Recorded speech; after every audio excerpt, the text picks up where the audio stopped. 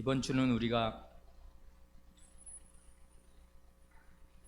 이제 소선지서라고 하는 거, 이제 분량이 작은 그 12개의 책이 있는데요. 그 중에 우리가 3권, 학개, 스가랴, 말라기는 그 역사서를 읽을 때 미리 읽었고요. 이제 9권을 쭉쭉쭉 읽어 나가면 이제 구약 성경을 시편을 제외하고는 이제 2번째로 다 읽게 됩니다. 2년 전에 우리가 교회에서 함께 이 호세아서를 처음 읽을 때에는 호세아서에 있는 가장 중심되는 그것을 이제 문제로 들여서 이제 그 핵심을 놓치지 않도록 그러기를 바라서 문제를 이렇게 드렸습니다. 호세아에서 하나님께서는 남편으로서 그 부정한 아내, 간음을 행한 아내의 그 음행을 책망하시는데, 이 음행은 어떻게 2가지로 나타나는가, 그걸 물어봤습니다. 그래, 이 호세아서 전체를 읽으면 음행이라는 말이 머리에서 지워지지 않아요. 그 말이 가장 많이 나오고, 하나님이 이스라엘의 전체의 죄를 음행으로, 간음으로, 이 간음은 혼인한 사람이 짓는 죄 아니에요. 자기 배우자에게 그 부정을 행하는 거란 말입니다. 배우자 외에 딴 사람을 품는 거, 그게 간음이잖아요. 그 간음으로 이스라엘의 죄를 지적하시는데, 그 간음을 행하는 2가지 방식은 뭐냐 하면, 첫째는 우상숭배고요. 그래, 하나님 아닌 다른 것에서 안전을 찾는 것입니다. 그게 현실적으로는 어떻게 나타나냐 하면, 강대국 아수르나 애굽을 의지하는 것으로 나타납니다. 그래, 이게 이제 호세아서를 읽으면은 놓치지 말아야 할 점이 됩니다. 그래, 이 지도 생각나시는가요? 그 당시 북이스라엘이 집어먹혔을 당시에 그 아수르의 세력이 어땠나? 예전에 한번 지도 본 적 있지요. 그 시뻘건 그 손이 말이에요. 저기 메소포타미아에서부터 이렇게 거길 가득 채우고 북이스라엘을 뒤덮는, 그러니까 우리나라 지도를 아는 사람이라면 저 중국 전체가 뻘건 가운데 북한까지 집어먹은 딱 그런 형국입니다. 지금 이 국제 정세라는 것이. 그러니까 그런 아수르에게 가서 붙든지, 아니면 그런 아수르를 대항해 줄 반대 세력 애굽에 붙든지, 이렇게 해야 우리가 산다고 생각하게 됩니다. 그래, 이제 이 사람들이 우상을 섬기는데요, 우상을 섬기는 아주 실제적인 이유가 있습니다. 사람이 괜히 우상숭배가 되는 게 아니고요, 현실의 문제에 부딪혀서 우상숭배자가 되는 것입니다. 그래, 이 사람들이 그 우상을 섬길 때 바알을 섬기게 되는데, 그 죄를 하나님이 간음이라고 책망하시는데, 바알은요 비와 번개의 신이고 농사의 신입니다. 그러니까 결국 먹고 사는 문제에서 사람들이 우상숭배자가 되는 거예요. 공연히 우상을 섬기는 게 아닙니다. 하나님 믿어서는 먹고 사는 일이 원활하게 되지 않는다, 이게 잘 안 되는데, 현실에서 살 수가 없는데 어떻게 하면 잘 살 수 있고 목에 풀칠이라도 할 수 있나 생각할 때 우상을 섬겨야겠다 생각하는 것입니다. 그리스도인이라 하는 사람들이 로또 복권을 살 때 마음이 바로 그런 마음입니다. 하나님 믿었는데 왜 이렇게 생활이 어렵냐, 그거예요. 그래, 돈이 이 문제를 단박에 해결해 줄 것 같은 것입니다. 그래, 살아계신 하나님을 제쳐놓고서 돈의 위력 앞에 무릎을 꿇는 행위라고요.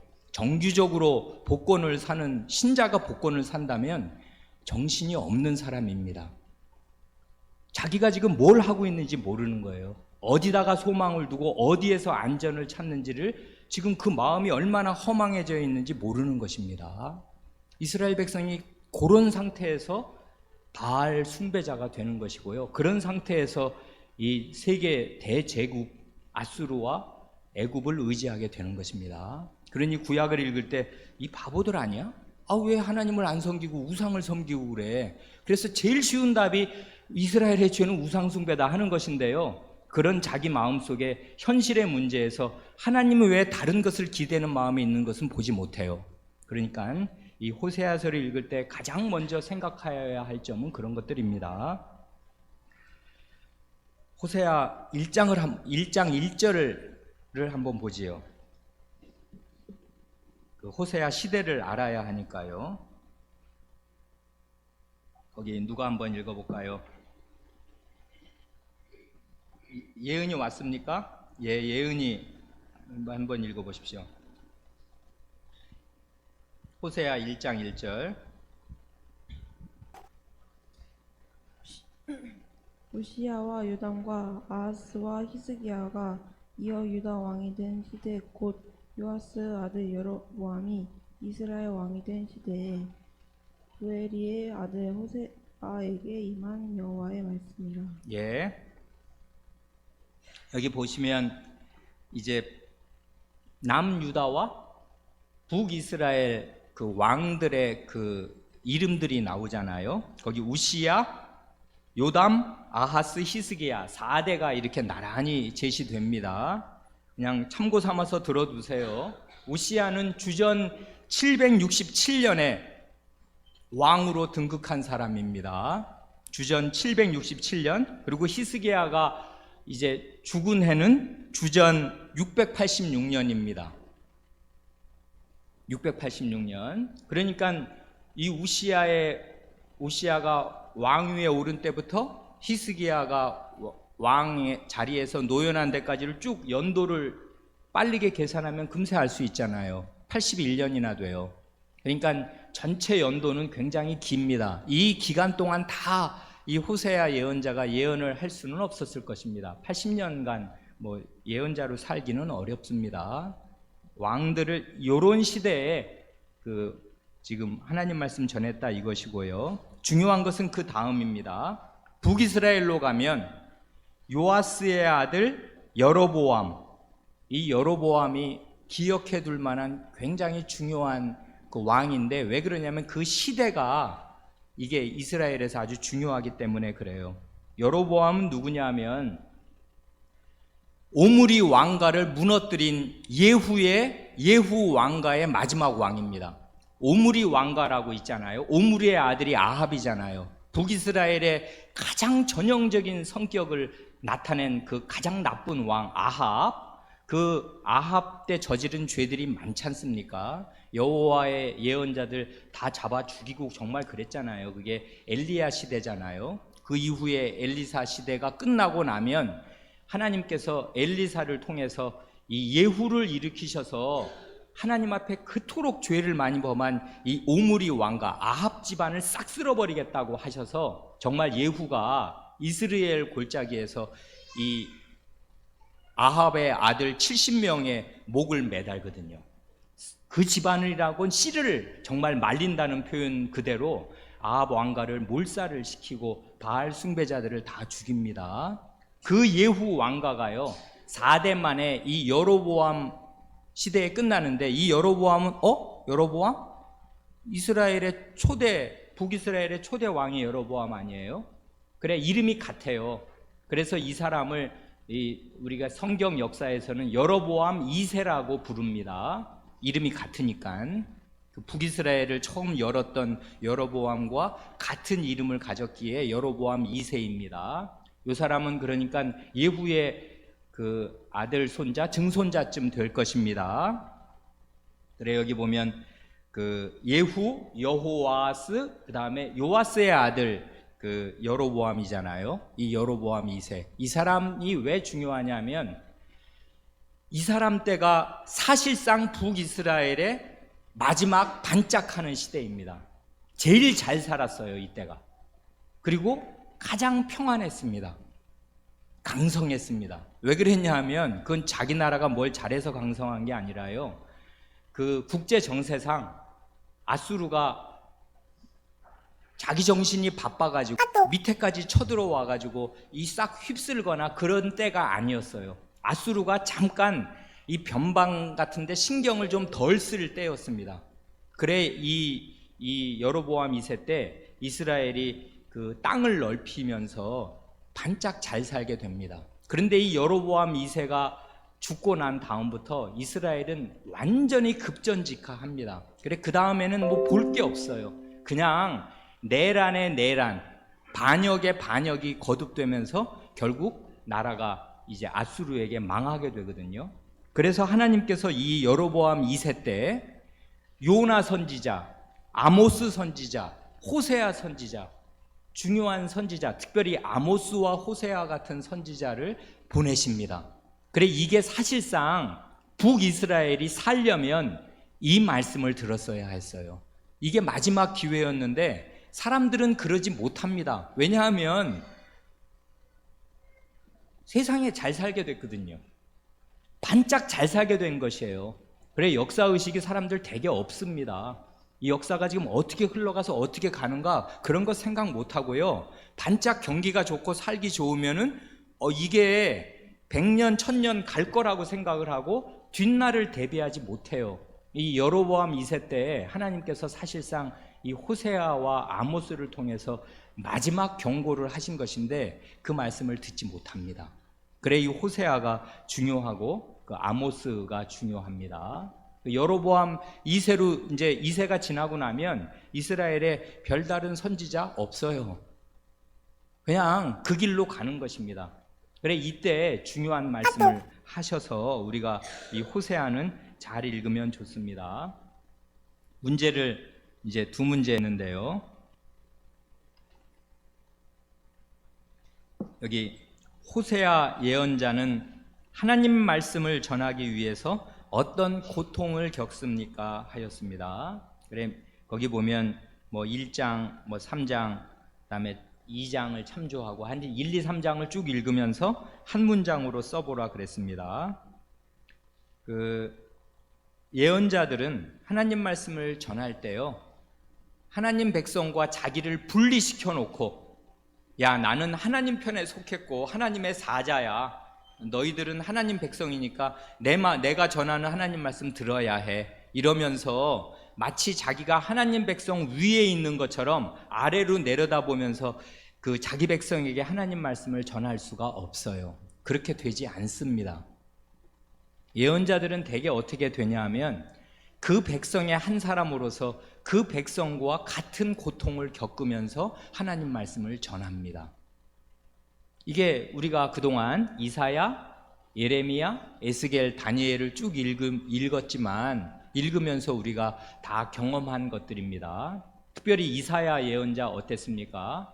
이사야 그 50장을 보면요, 그게 여호와의 종에 이제 관한 얘기가 나오는데, 그게 만약에 이사야 예언자 자신을 가리키는 거라면 그 이사야 50장 5절 6절을 보면 어떻게 말하냐면, 내가 나를 때리는 자들에게 내 등을 맡기며 내 수염을 뽑는 자에게 내 뺨을 맡기며 모욕과 침뱉음을 당할 때 내 얼굴을 돌리지 않았다, 그렇게 말하거든요. 등을 때리는 사람이 있고요, 여러분 과거에 수염을 뽑는 것은 최대의 모욕입니다. 얼굴에 침 뱉는 것과 거의 같습니다. 그래 얼굴에 침을 뱉고 모욕을 하고, 이런 모욕을 이 예언자가 아마 당한 것 같습니다, 이사야가요. 그리고 나서 예레미야로 오면, 예레미야 때는 나라가 망하는 시대였잖아요. 예레미야는 어떻게 했냐면 하나님께서 너 결혼하지 말아라. 그래서 이 사람 평생 독신으로 살게 됩니다. 그리고 초상집이나 잔치집에도 가지 말아라. 왜 그러냐면 하도 잔치집은 아예 없을 것이고 초상집은 모든 집이 초상집이 될 테니까 그런데 아예 가지 말아라 하고 사회적인 관계를 다 끊어 놓으셨단 말이에요. 그래 가정이 없이, 그리고 나중에는 그 애굽으로 가면 반드시 망한다, 다 죽는다, 그렇게 경고하게 하셨는데도 끝끝내 그 말을 안 듣는 그 고집세고 완악한 그 유다 백성이 나라가 망할 때 이 사람을 끌고서 애굽으로 내려간단 말입니다.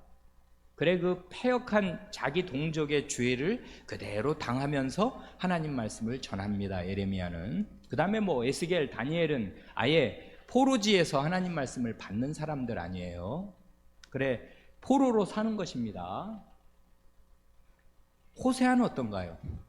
호세아는 아직 북이스라엘이 망하기 전 반짝 잘 나가던 시대에 하나님 말씀을 전하는 사람인데요, 이 사람은 굉장히 특별한 방식으로, 아마 구약에 또 이런 일이 있을까 싶은데 굉장히 특별한 방식으로 고통을 겪으면서 하나님 말씀을 전합니다. 어떤 식으로요? 이렇게요. 거기 그 호세아 1장 2절 성은이가 한번 읽어보십시오. 여호와께서 비로소 호세아로 말씀하시니라. 여호와께서 호세아에게 이르시되 너는 가서 음란한 아내를 취하여 음란한 자식들을 낳으라. 이 나라가 여호와를 떠나 크게 행음함이니라. 예, 행음은 말을 바꿔 써도 되는 거죠. 음행, 행음 같은 말이겠습니다. 이게 첫 말씀이라고요. 하나님의 말씀이 호세아 예언자에게 왔습니다.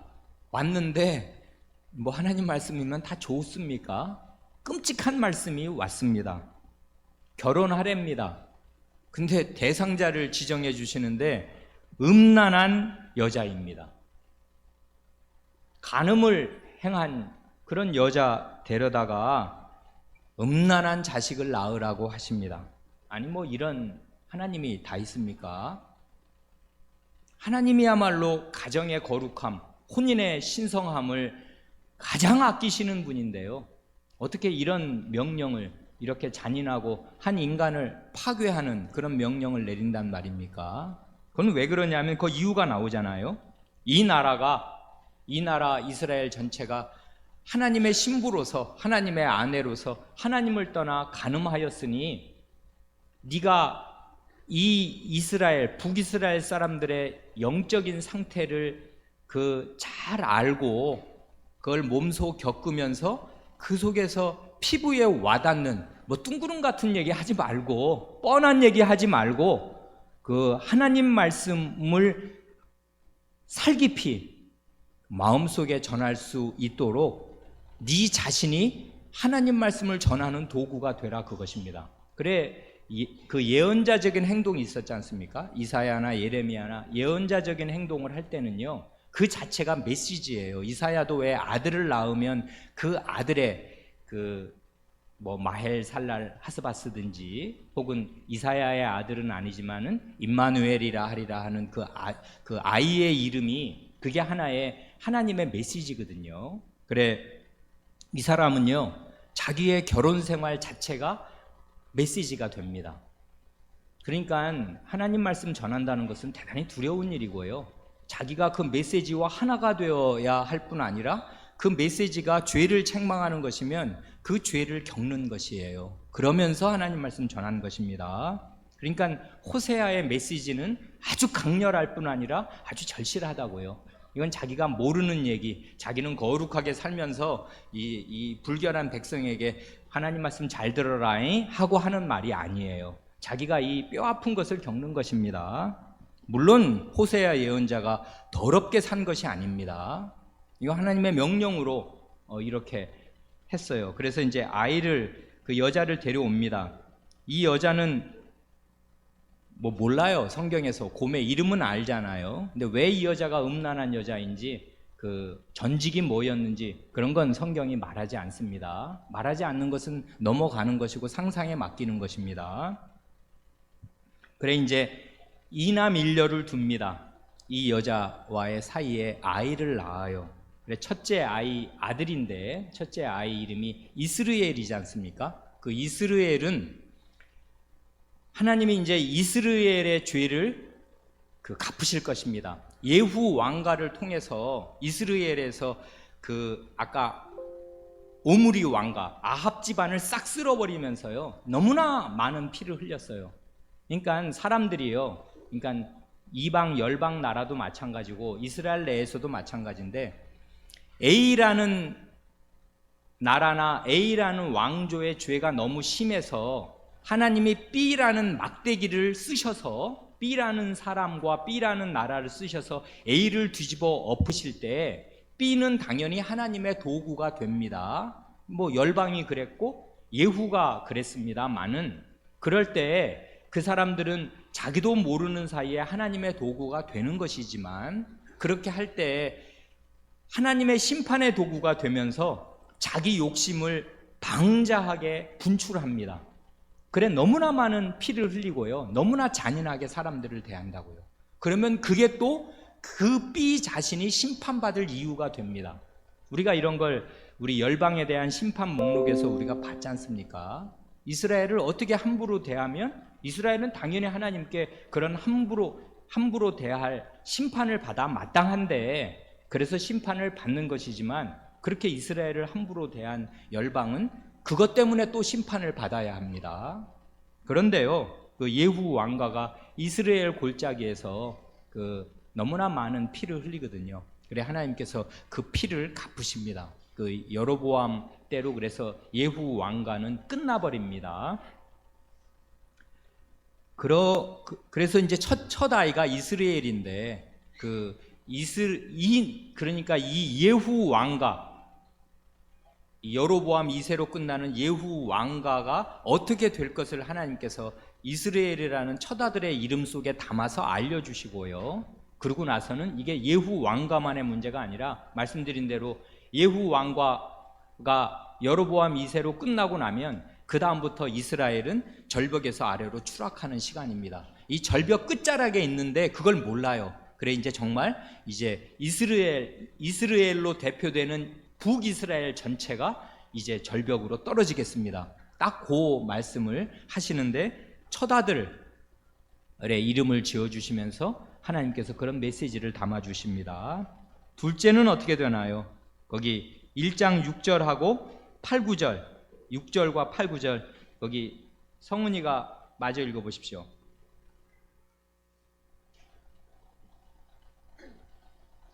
고멜이 또 잉태하여 딸을 낳으매 여호와께서 호세아에게 이르시되 그 이름을 로루하마라 하라. 내가 다시는 이스라엘 족속을 긍휼히 여겨서 사하지 않을 것임이니라. 8, 9절 고멜이 로루하마를 젖된 후에 또 잉태하여 아들을 낳으매 여호와께서 이르시되 그 이름을 요함미라 하라. 너희는 내 백성이 아니요 나는 너희 하나님이 되지 아니할 것임이니라. 예. 점점 이제 문제가 커지고 있습니다.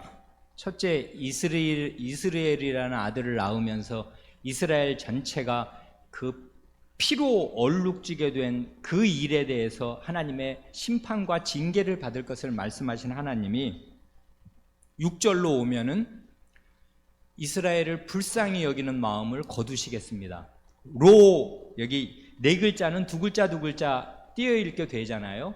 로루하마 이렇게 읽게 되기가 쉽잖아요. 좋습니다. 그런데 실제로는 로라는 말은 no, not 이런 말입니다. 히브리 말로. 루하마는 레헴, 어머니의 자궁, 어머니 뱃속, 따뜻한 어머니 뱃속, 우리가 다 그 안에 있었던 그걸 뜻하는 말이에요. 이 불쌍히 여기는 거예요.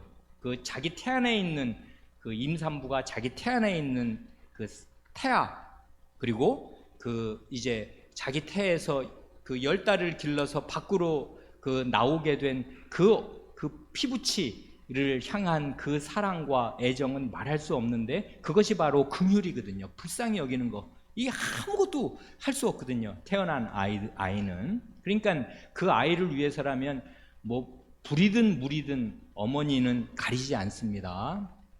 그 아이에게 한번 젖을 물린 어머니는 세상에서 가장 강한 사람이 됩니다. 이 아이를 살리기 위해서라면 무슨 일이든 다 할 수 있는 사람이 되는 그런 말할 수 없는 사랑을 쏟아붓는데 그게 바로 긍휼입니다. 그 힘없는, 의지가지 없는 그 생명을 향한 그 물쏟듯 쏟아지는 사랑, 그게 긍휼인데요. 하나님께서 그런 긍휼을 더 이상 베풀지 않겠다. 노 하시는 거예요. 레헴입니다. 그녀에게 쏟아지는 하나님의 사랑은 없을 것입니다. 그래, 이 둘째 아이를 낳고 둘째 딸의 이름을 지으면서 그 아이가 크는 것을 보면서 이 호세아 예언자는 마음이 캄캄하였을 것입니다. 그 아이 이름을 부를 때마다 이제 하나님의 불쌍히 여기시는 긍휼은 이 나라에서 없어질 것입니다. 셋째는 더 끔찍합니다. 셋째는 뭐예요? 이것도 이름이 노우로 시작하네요. No, not, 아닙니다. 뭐가 아니냐면 암미, 나의 백성이 아닙니다. 내 백성 아니다. 내 새끼 아니다. 내 자식 아니다. 이것입니다. 그래, 어떤 주석을 보면 여기 둘째와 셋째는 이게 아버지가 누군지 모르겠다, 뭐 그렇게 설명하는 학자들도 있습니다. 그러니까 이 여자는 굉장히 불량한 여자였단 말입니다. 자기 남편에게 충실하지 않아요. 그래, 이 둘째 로루아마나 셋째 로암미는 이게 아버지가 누군지 호세아가 모를 수도 있었을지도 모릅니다. 그래, 그 아이에 대해서 정리 안 가고요. 이건 내 아이가 아닌데, 내 백성이 아닌데, 자기 백성이야, 자기 아이가 아닌, 물론 입양하는 건 달라요. 입양해서는 자기가 자식이 있든지 없든지 불쌍한 아이를 입양해서 기를 수 있는 거지만, 결혼한 사람이, 상대 배우자가 뭐 딴 데서 낳은 아이를 데리고 와서 내 아이인 것처럼 한다, 그러면 그 말이 안 되잖아요. 그 아이를 기를 수가 없단 말입니다. 그래, 거기 2장 4절 5절 거기가 하나님께서 그 사이에 이런 말씀을 하시지 않습니까? 왜 하나님께서 더 이상 긍휼을 베풀지 않으시냐면 2장 4절을 보면 이렇단 말이에요. 내가 그 자녀를 긍휼히 여기지 아니하리니 이는 저희가 음란한 자식들임이니라. 이게 누구 자식인지 알 수가 없어. 음란한 자식이기 때문에 내가 그 자녀를 긍휼히 여기지 않을 것입니다. 저희의 어미는 행음하였고 저희를 베었던 자가 부끄러운 일을 행하였다 하였습니다. 이게 하나님의 평가라고요. 이런 일이 호세아 예언자의 집에 일어났는지도 모릅니다. 성경은 뭐 길게 이런저런 얘기하지 않습니다. 그러나 그 결과가 중요한데, 아이가 태어났고 그 아이는 하나님의 긍휼이 없을 것이며 이름이, 둘째는 하나님의 백성, 내 백성이 아닐 것이다 하는 게 그 아이의 이름입니다. 그러니 뭐 이제 큰일 난 것입니다. 이스라엘은 피의 값을 치르게 될 것이고, 첫째 아들, 둘째 딸, 하나님의 긍휼을 더 이상 기대할 수 없을 것이고, 마지막에는 그래서 하나님의 백성이 아니게 될 것입니다. 하나님께서 너랑 나랑은 이제 아무 관계없다, 내 자식 아니다, 빠이빠이 이렇게 하시겠다 이것입니다. 이게 호세아 집안에 일어난 일이에요. 그러니 이런 일이 요 집안에 일어난 일이 곱하기 100 곱하기 1000 하면은 그게 이제 전 북이스라엘의 역사가 될 것입니다. 북이스라엘은 이렇게 될 것입니다. 왜 그래요? 이게 우리가 2년 전에 보았던 그 우상 숭배요. 마음이 간사해져서 하나님을 떠나는 것입니다. 그래, 여러분 이것을 대단히 조심해야 해요. 교회에서 이렇게 하나님 말씀 배운다고 하나님에 관한 하나님에 관한 살아있는 인식이 여러분 마음속에 심겨지는 것은 전혀 아닙니다. 조는 사람 많지 않습니까? 그리고 안 조라도요, 이런 말씀 들으면서 하나님의 말씀이 그 속에서 살아 움직이지 않는 사람들이 있어요. 이렇게 되면 어떻게 되냐면 나중에는요, 하나님은 안 보입니다. 우리 엄마 아버지는 하나님 믿는 거 틀림없는 건 내가 아는데, 나는 하나님이 안 계시다고 부정은 못하겠지만 그렇다고 하나님 뜻대로 엄마 아버지처럼 살 수는 없다, 이렇게 나옵니다. 왜 그런가요? 하나님이 눈에 보이지 않으니까 하나님 안 믿어지는 것입니다. 단지 막연하게 하도 어려서부터 배운 게 있고 읽은 게 있다 보니까 하나님이 아예 없다고 부정하지는 않습니다. 그건 꼭 절에 나가는 사람이 1년에 한 번 절에 나가면서 부처님 믿는 거랑 완전히 똑같이 믿는 거예요. 하나님을 그렇게 믿습니다. 그러고 나서는 자기 마음대로 결혼도 하고요, 자기 눈에 보이는 좋은 여자랑 좋은 남자랑 결혼도 하고, 교회를 안 나오고 하나님을 지워버립니다, 마음에서. 이게 어디서 시작되냐면 지금 시작되는 거예요. 지금 살아있는 생생한 하나님의 말씀을 들으면서 그 하나님이 내 마음 가운데에 왕좌에 앉아 계시는가, 거기에서 이제 차이가 나는 것입니다. 여기서 조금 삐끗하면요, 백약이 무효예요.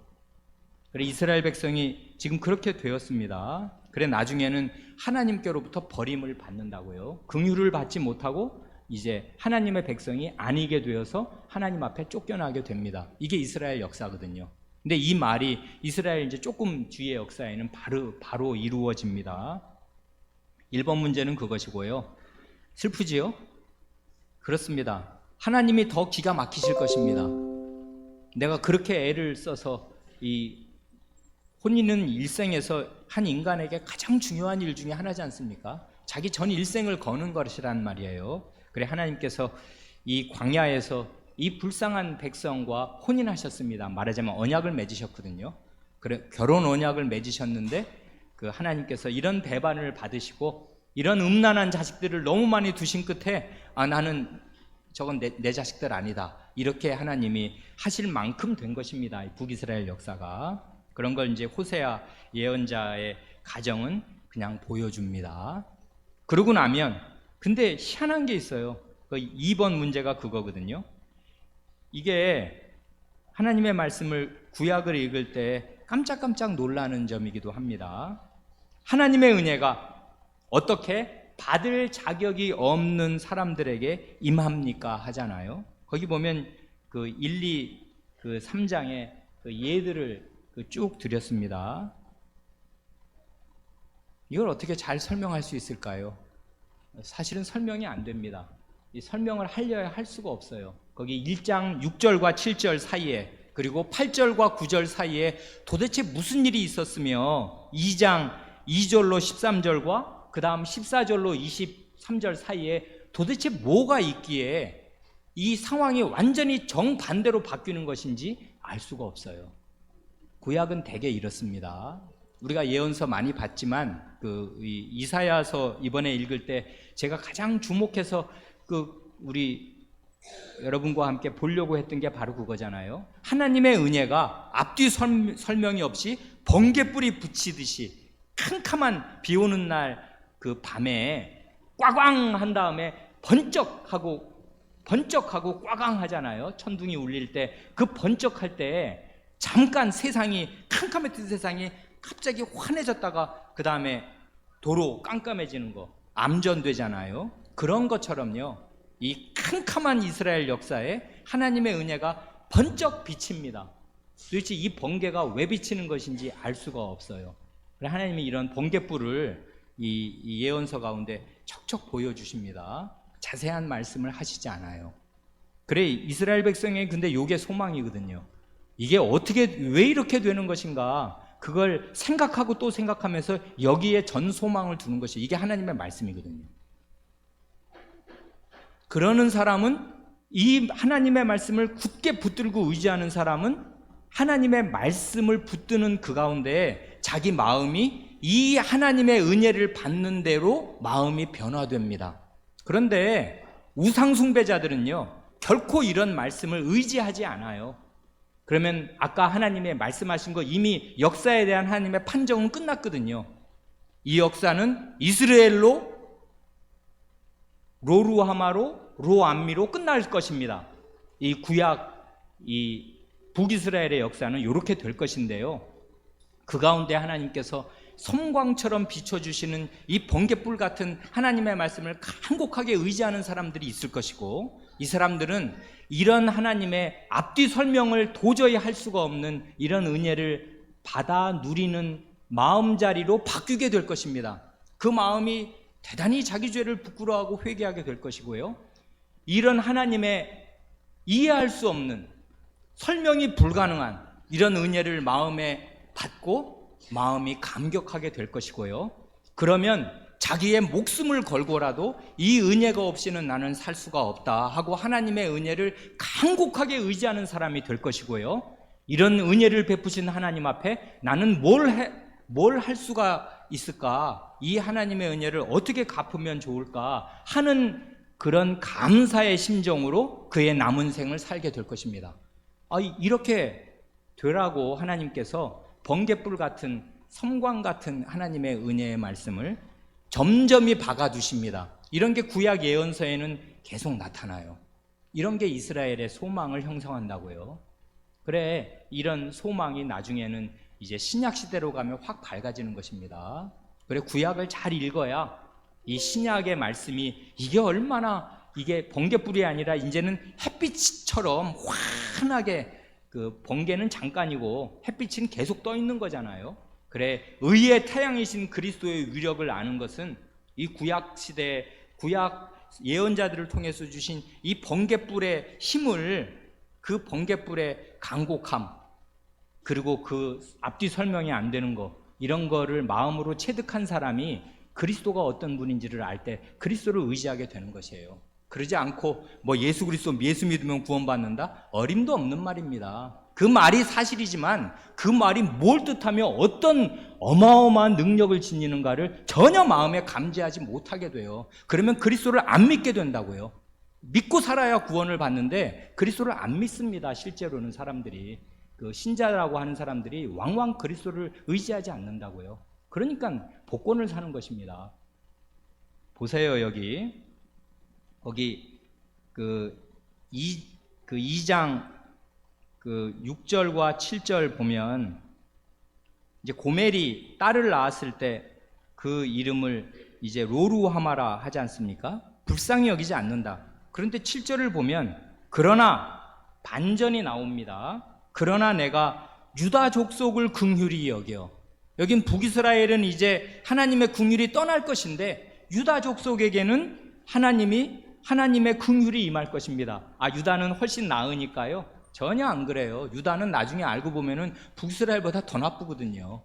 소돔보다 더 나쁘게 됩니다. 그런데 하나님께서 내가 유다 족속을 긍휼히 여겨서 저희 하나님 여호와로 구원하겠고 활과 칼이나 전쟁과 말과 마병으로 인간의 힘을 기울일 수 있는 모든 병력, 그런 것으로 구원하지 않고 저희의 하나님 여호와로 구원하겠다 하고 청 말씀하십니다.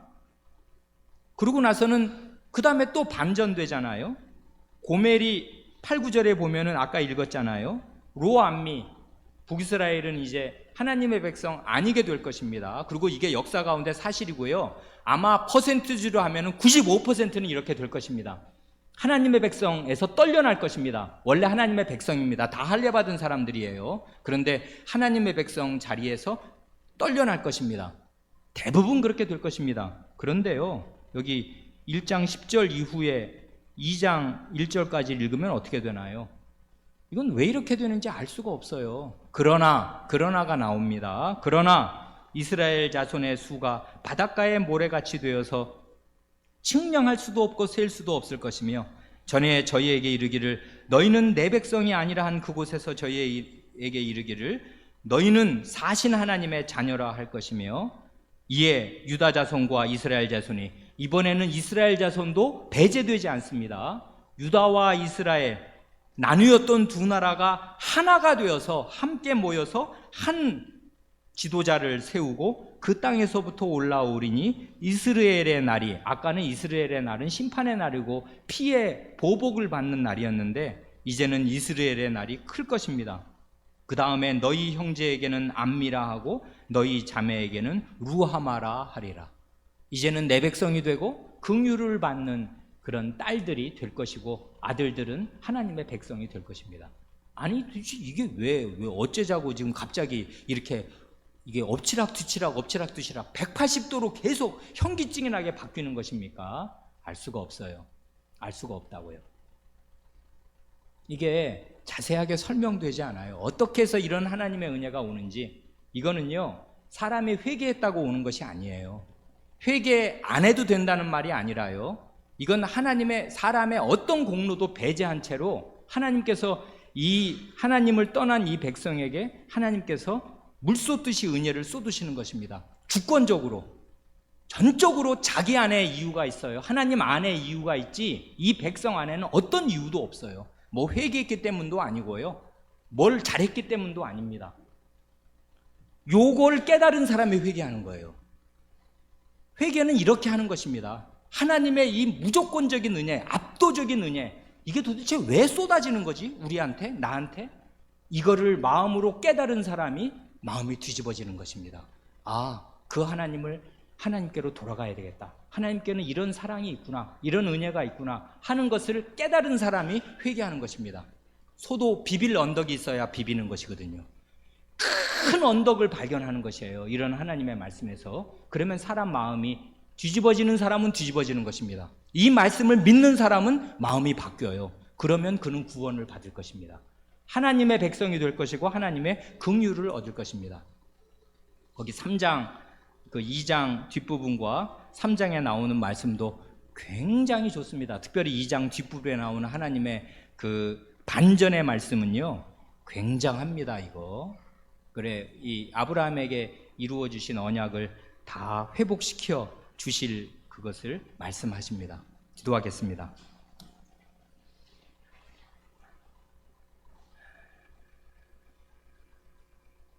하나님 아버지, 하나님의 은혜는 저희가 논리적으로 설명할 수도 없고 하나님 말씀이 그런 방식으로 주어지지도 아니하옵니다.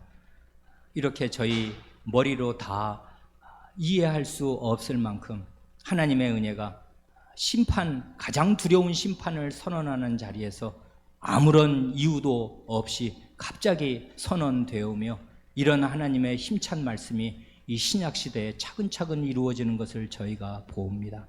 이런 말씀에서 지혜를 얻게 하여 주시고 하나님 두려우신 줄을 아는 동시에 하나님이 어떻게 큰 은혜의 하나님인가를 알고 그 하나님이 천근 같은 무게로, 태산 같은 무게로 영광 가운데 저희 마음을 가득 차지하게 하시옵소서.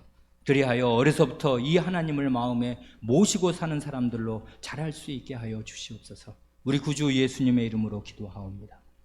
아멘.